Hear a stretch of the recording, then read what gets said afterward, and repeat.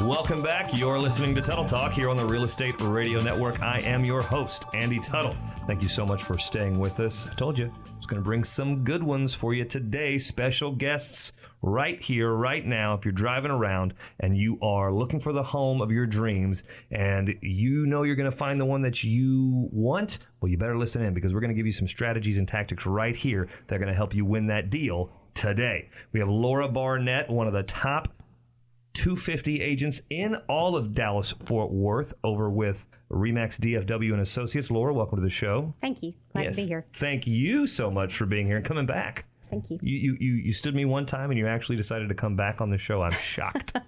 You're such good company. I can tell. She said that with a frown. It was you really almost believe it.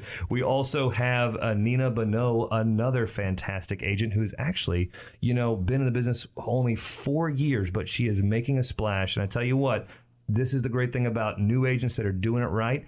They've got new ideas. They've got innovative ideas that are going to help you win in this new market. If you have to know how to shift, and Nina knows how to do that, knows how to help you negotiate. That's why she's on this show. So Nina Bhanot with RE/MAX Premier. Yes, welcome. Thank you, Andy. Thanks for having me. Okay, so I just mentioned 2 RE/MAX offices. We got DFW Associates over here with Laura Bhanot, and that's where is that at? Northwest?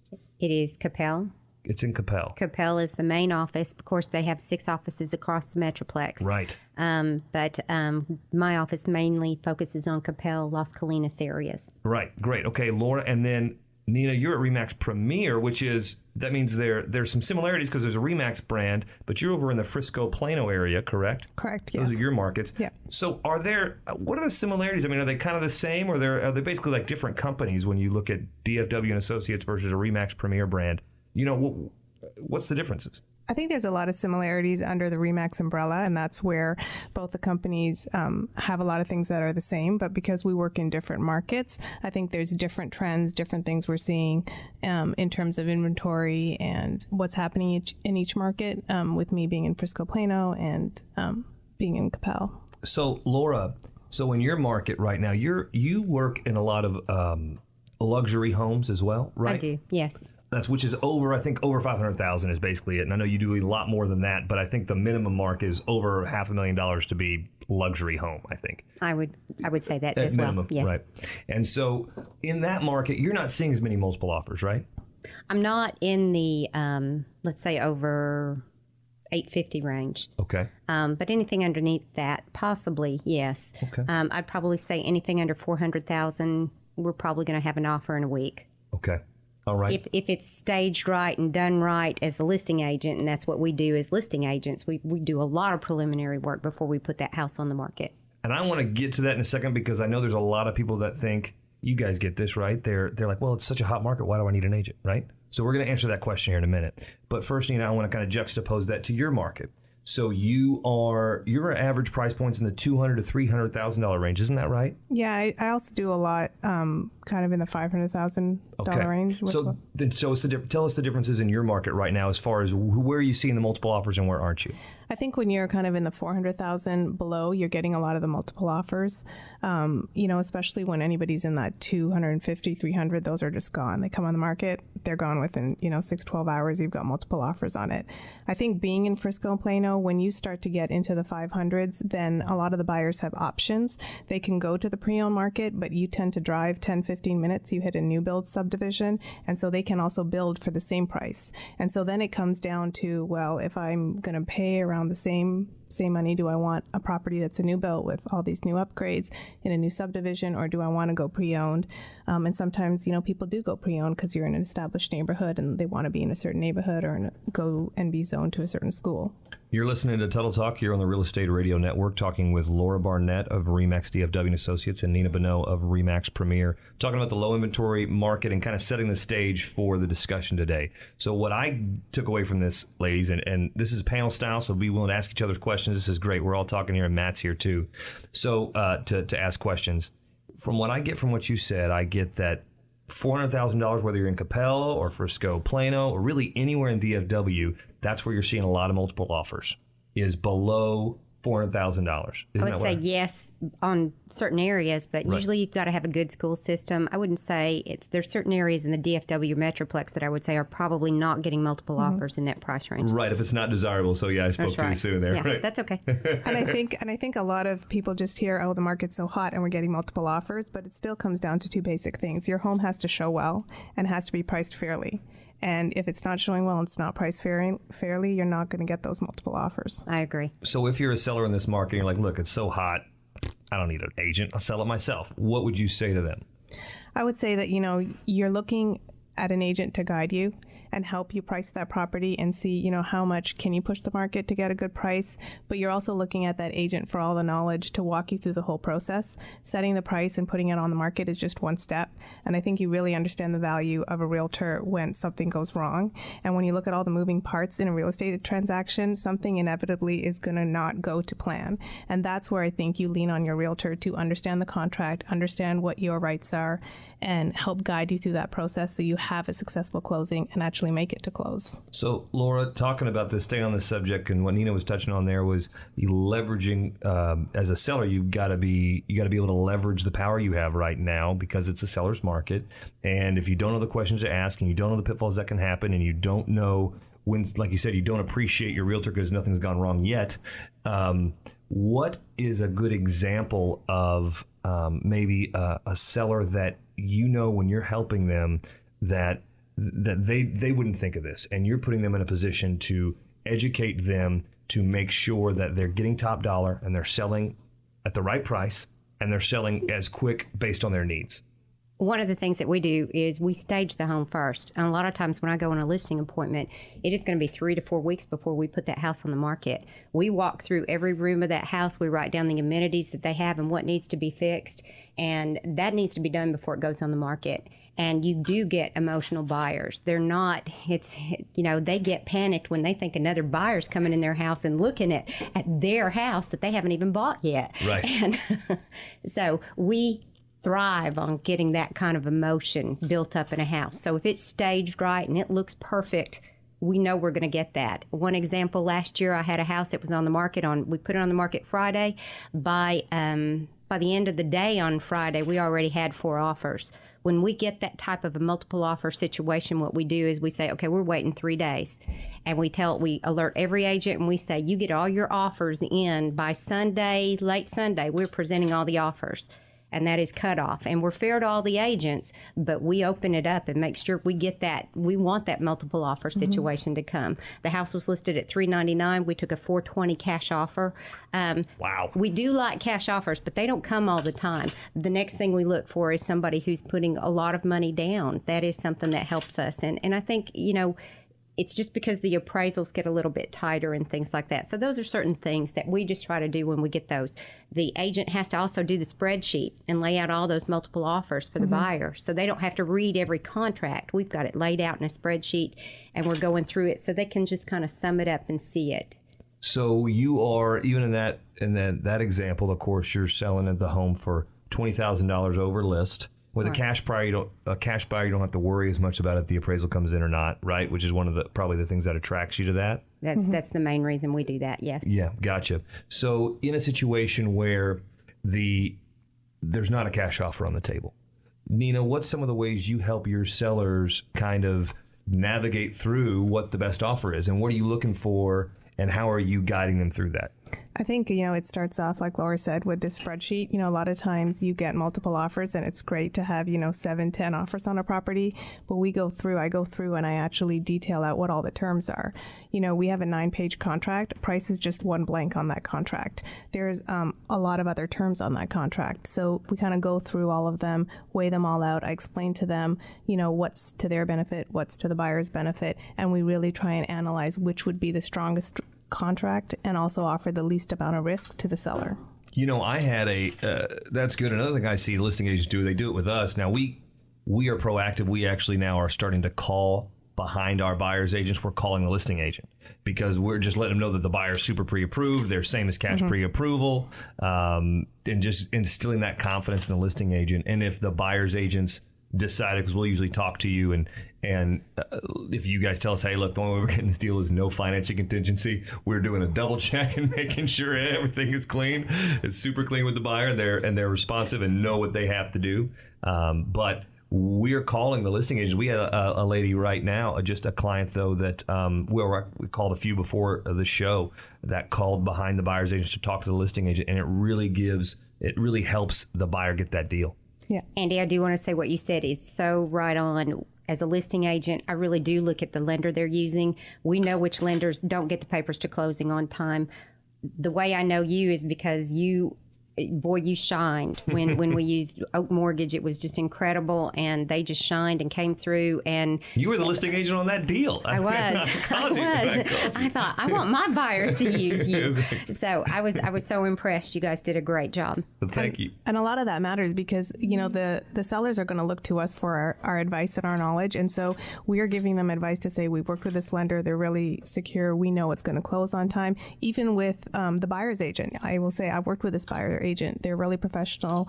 It will be good in terms of negotiating with them, as opposed to working with some other agents where you're like, if we get a phone call back, that would be great. If we get one back in 24 hours, So it really helps when you're trying to analyze those different offers and help your seller make a decision. So guys, to sum up, as the seller, on the seller side of things, you can see it's not just like you're doing this on your own because you think it's a hot market. And I'm really speaking to the people that want to sell for sale by owner. And by the way, I just turned a for sale by owner, $600,000 for sale by owner over to one of my agents, because at the end of the day, all the offers out there and the products and the FSBO websites that are you pay a flat fee for, or a discount broker, the statistic has not changed in 10 years. 67% of you end up going with an agent. So what is the point of wasting all the time trying to do it on your own when you're going to use an agent anyway? What are you going to do when you get 8 offers? How are you going to evaluate what you need to do to make sure you protect yourself? That's what a proper real estate agent does. They're going to make sure they stage it properly, like Laura was talking about, that they set you up to detach yourself from that home, because it's a business transaction now. It is not your home anymore if you're selling it, and you got to figure that out.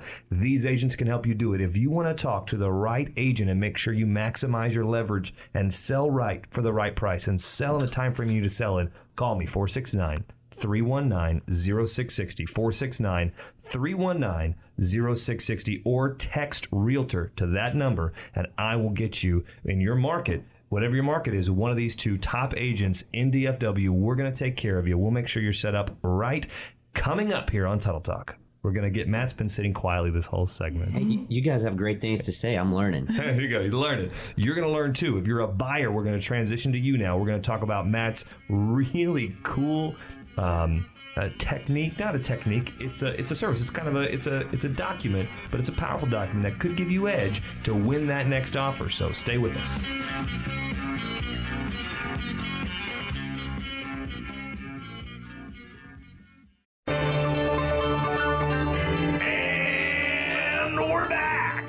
Welcome back, Dallas. You are listening to Tuttle Talk here on the Real Estate Radio Network. Here it is, last segment of the show. Having a lot of fun here today. I am your host, Andy Tuttle, branch manager at Oak Mortgage Group. Thank you so much for staying with us today. We are talking with Laura Bhanot over at RE/MAX DFW and Associates, and Nina Bhanot over at RE/MAX Premier. Laura focuses in Capel and Las Colinas area, and we have Nina in the Frisco, Plano area. Different markets, interconnected, and some of the same challenges going on for sellers and buyers. Last segment, we talked about sellers.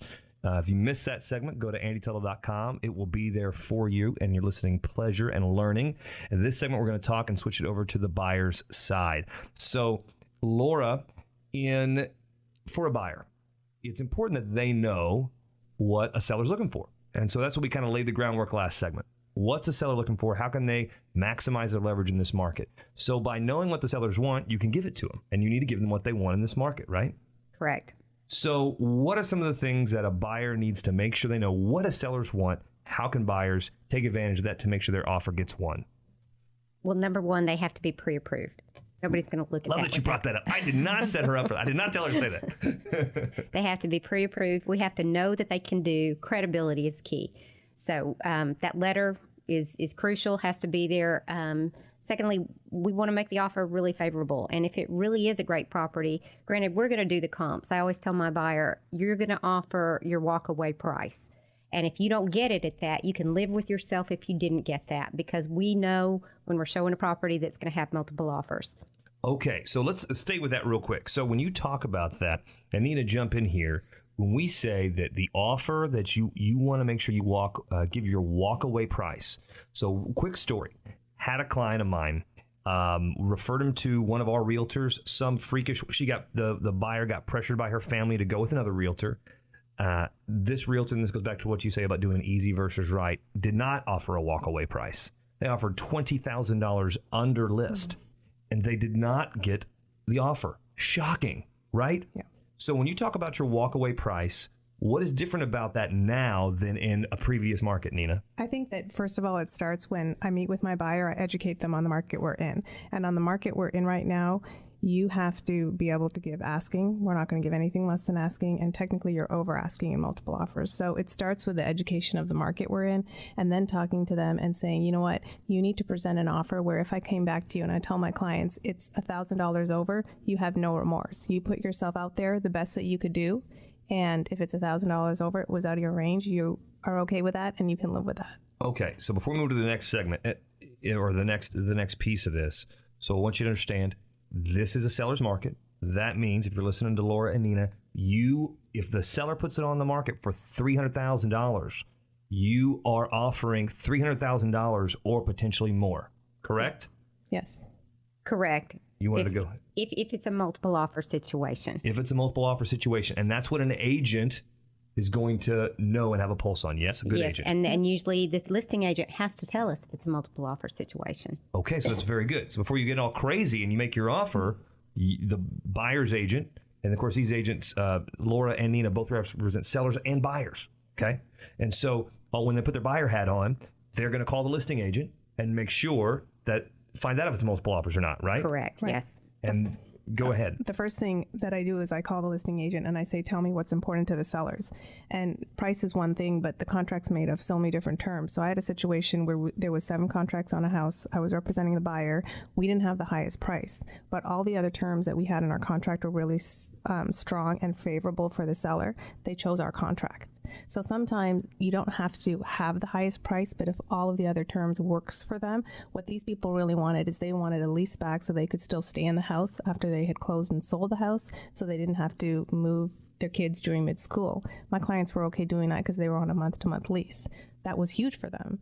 That was bigger than price, and so that was one of the things they took. Genius. I mean, guys, this is the kind of stuff you got to know. She saved her buyers thousands of dollars just because she didn't go in and just assume it's all about price. It's about the seller's needs. These agents, since they represent sellers more than even buyers, they really get it. They really understand what a seller's needs are. That's why you have to deal with a great agent. If you need that agent, you want to talk to an agent, call me, 469-319-0660, or text the same number, 469-319-0660. I will get you connected. That's why I do this show. I want you working with the best. That's why I work with the best, because you got these decisions. This is a big decision. This is the biggest purchase you'll make in your life, right? 4 or 5 times in your home life, you buy a home and sell a home. That's on average. Guys, make it count. Okay, I want to touch on pre-approval, and then I want to touch on Matt's little edge here on Tuttle Talk. So I love this, and I think you girls haven't heard this either, so I'm excited. I want to see what you think. And Matt's sweating over there. I got to make something up pretty good. But seriously, pre-approvals, this is not pre-qualification. Listen to me.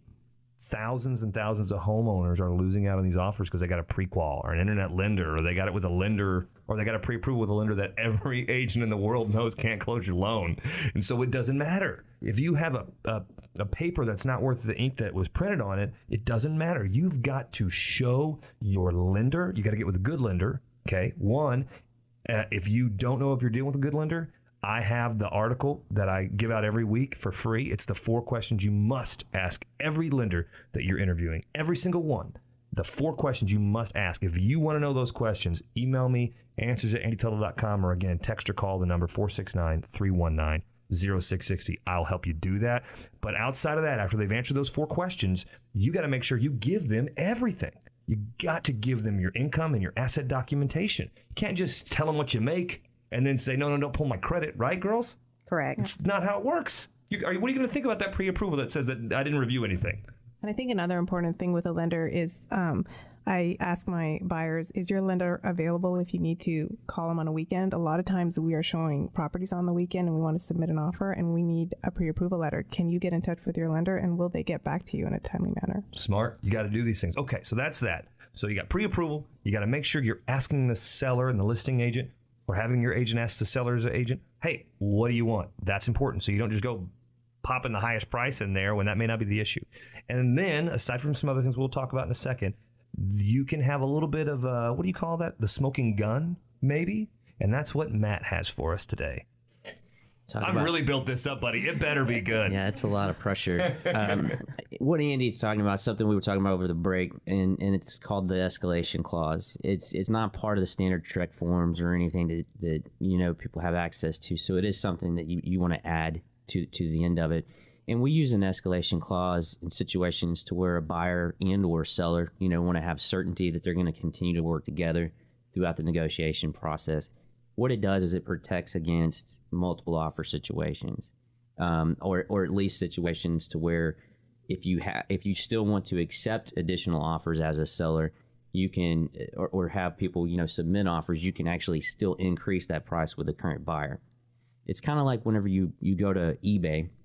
That's the best way to explain it. Whenever I'm telling people what it does is, if you bid on an item on eBay, you may bid say $50 for the item, but really you're going to start at 10 and you're only going to get to 50 if somebody will keep bidding it up against you. It's this automatic price increase on the net offer of your buyer, and that's what an escalation clause does. So have you heard of this before? Yes. Look, Laura doesn't like it. Laura, what don't you like? Do you not like it as a buyer's agent or as a listing agent? I'm a little leery on both parts. Okay. On a seller's side, you better have a pre-approval letter that can show me you can do it. Good. Right. Very important. On a buyer's side, it's a little bit like writing a blank check.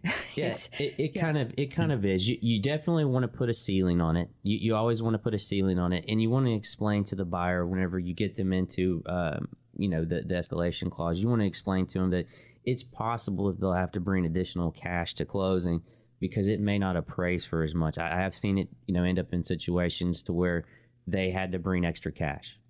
So can I tell you this though right now? And this is why. And hey, by the way, I love this. I love this discussion. You got to remember, it's like an ARM loan. An adjustable rate mortgage isn't right for every buyer. It's right for the right buyers. And every person I put an ARM loan in loves me. I'm in an ARM loan because I'm moving. I knew I was moving in 5 years. Beat the market. Great. It's not for everybody. Neither is the escalation contract. But I'll tell you what. I've had all the offers we got accepted over the weekend. They were all over list. Talked to all the listings agents. There were no escalation contracts, but they started over list. One of them was for a very good friend, Vaughn. $10,000 over list. $10,500 over list on a $220,000 purchase or whatever. Oh, there was 12 offers and they barely beat out the one. And some other stuff that we did and the column behind helped. But people are bidding over list anyway. And guess what's written in that contract that we had to make sure the buyers understand? If it doesn't appraise, you're paying the difference. Right. Absolutely. And you got to make sure they're approved. Laura, you got another? You're looking at me like that. I've been in the business a long time. I'm very skeptical, but by the same token, your chances are good. The appraisers are very conservative, so you don't have to usually worry. But I will tell you, as a listing agent, I'm there when the appraiser's there. He makes that appointment through me. It doesn't go through a showing service. It doesn't go through anything else. We make sure he gets copies of the contract. We're honest and we're forthright. We're not, of course, we don't do anything illegal, but we make sure he knows the area and he's educated. Lenders can't really talk to the appraisers, but realtors can. Right. And so we do. And we try to make sure everything goes according to plan. And again, that's working with the good, not with the easy. That's right. Don't go with absolutely. your part. I say it all the time. Don't work with your part-time, aunt from Minnesota that says, "Yeah, I'm doing real estate in Texas." And a lot of final times, words, Nina. And a lot of times, when I'm the listing agent too, and we've gotten multiple offers, I will send that first page, cross out the name, send first page of every multiple offer to the appraiser so that he knows and understands we had 7 people who were willing to give us above asking price. Just giving him the information so that he has it. Guys, I'm telling you, if you're listening to this, only the top agents do this. You are armed. If you're listening to this show, I know because I have interviewed probably over the last 2 years, over 600, 700 agents. And that's a lot of agents. And I'm telling you, only the top do this. So you're armed. If you know more than the agent and you bring this to them and they're like, oh, yeah, it's a good idea. If you don't have a buyer's rep, leave. If you have a listing here, go, run. Seriously, you've got to deal with the best. If you want to talk to Laura or Nina, please give me a call, 469-319-0660. I want you to have a good conversation. This is such an important decision in your life. We want to help you to make sure you win in this market this summer. So call me, 469-319-0660. I'm going to get you pre-approved. I'm going to do it right. I'm going to save you some money. Got to call me, text me, and we'll get you up with a good agents. Matt, I love the escalation thing. I think it's right for the right buyer. It can be. It can be, my man. I'm gonna take some of Laura's advice here and think about it, but we'll talk about it next time I'm on the show. All right, guys. Well, that's on the next show because we are overtime. Dan is giving me the eye. Our production director, he's glaring at me. I can feel it through the window. Goodness gracious. Don't forget, Seasons 52, we're giving away for Mother's Day. If you were thoughtless, now you can be thoughtful. Call us again, 469-319-0660, or go to andytuttle.com and reach out to us, and we'll put you in the drawing for two $52 gift certificates so you can take out your wife, take out your parents for Mother's Day. It's all good. It's all on Season 52 at North Park. So enjoy that and enjoy the rest of your week. Thank you so much to all my guests, the expert contributors, and the entire family here at 660 AM The Answer. And thank you for listening to Tuttle Talk, where we're making financial intelligence a priority in the community. Have a great weekend. You've been listening to Tuttle Talk on 660 AM. You can reach Andy at 469-319-0660. That's 469-319-0660. Or email him at answers@andytuttle.com. Don't forget to become a fan of his show by going to facebook.com/Tuttle Group. You can also catch previous shows by going to andytuttle.com.